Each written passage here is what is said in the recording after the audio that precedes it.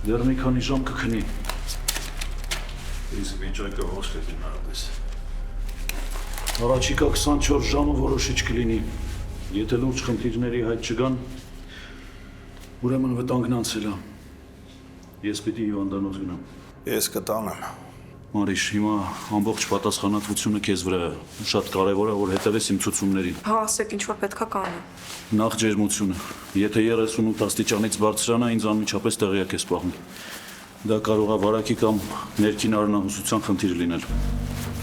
Երկրորդ, եթե սրտ խառնոց սկսվի, շնչառությունը ծանրանա կամ դեմքը գունատվի, դա արդեն խնդիր է։ Հասկացա, իսկ տեղերը։ Ցավազրկողը 4-5 ժամ հետո հակաբիոտիկները կաթիլայինով ստանում է։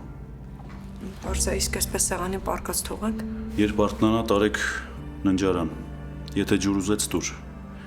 Սնունդը 12 ժամից հետո։ Հասկացա, ամեն ինչ կանում ձեր ասածով։ Լվացում գնանք։ Լավ։